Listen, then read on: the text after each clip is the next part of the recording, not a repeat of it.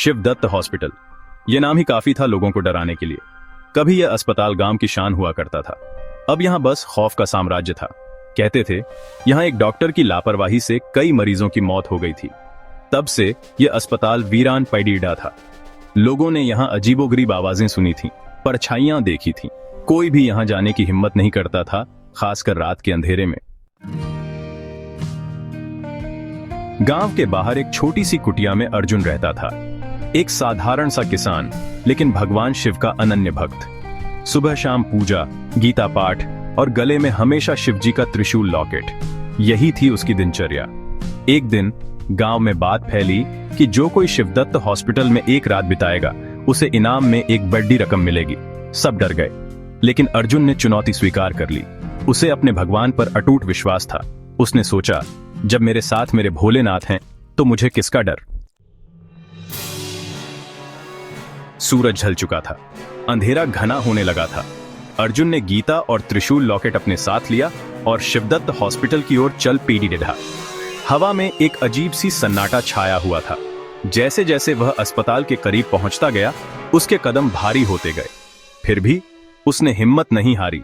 जैसे ही उसने अस्पताल के मुख्य द्वार पर पैर रखा, एक ठंडी हवा का झोंका आया और दरवाजा अपने आप बंद हो गया। अर्जुन अंदर फंस गया था। अस्पताल के अंदर हर तरफ धूल और जाले ही जाले थे। टूटी हुई खिड़कियों से हवा सीटी बजा रही थी। अर्जुन एक कमरे में गया। वहां एक स्ट्रेचर पर पेडी एक महिला दिखाई दी। उसका चेहरा पीला था और आंखें खोखली। वह अर्जुन को देखकर चिल्लाई, मुझे यहां से बचा लो। उसकी चीख से अर्जुन के रोंगटे खड़े हो गए, लेकिन फिर उसने गीता का पाठ शुरू कर दिया।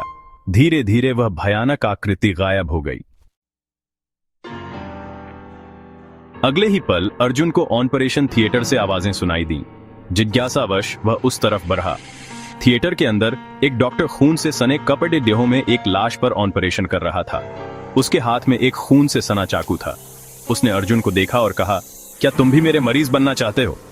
अर्जुन डर गया, लेकिन उसने अपना त्रिशूल लॉकेट कसकर पकड़ डीडीएच लिया और AUM नमः शिवाय का जाप करने लगा। डॉक्टर और लाश गायब हो गए। रात और भयावह होती जा रही थी। अर्जुन एक बेंच पर बैठकर गीता पढ़ रहा था। तभी उसे एक बच्चे के रोने की आवाज आई। एक बच्चा जिसके पैर नहीं थे, वह अर्जुन की ओर रेंगता हुआ आया और बोला, भैया मुझे मेरी गेंद दे दो। अर्जुन का दिल पिघल गया। उसने बच्चे को अपनी गोद में उठा लिया और कहा, तुम्हें डरने की जरूरत नहीं है। लेकिन जैसे ही उसने यह कहा, बच्चा गायब हो गया। अर्जुन समझ गया था कि यह सब परीक्षाएं हैं। उसने अपनी भक्ति और साहस नहीं छोड़ा। सुबह होने वाली थी। अचानक उसे अस्पताल के एक कोने से एक तेज रोशनी दिखाई दी। वह उस रोशनी की ओर बढ़ा। वहां एक छोटा सा मंदिर था जहां शिवलिंग स्थापित था। अर्जुन ने शिवलिंग के सामने मत्था टेका। उसी समय अस्पताल की दीवारों से एक दरवाजा प्रकट हुआ। यह मोक्ष का द्वार था। अगली सुबह जब गांव वाले अर्जुन को अस्पताल से बाहर निकलते हुए देखा तो वे हैरान रह गए। उनके चेहरे पर डर नहीं, बल्कि एक अजीब सी शांति थी। उसने रात की सारी घटनाएं गांव वालों को बताईं। उसकी बातें सुनकर सब हैरान रह गए। उन्हें अर्जुन की हिम्मत और भक्ति पर गर्व हुआ। अर्जुन की कहानी ने सभी को एक सीख दी। यह दिखाया कि सच्ची भक्ति में कितनी शक्ति होती है।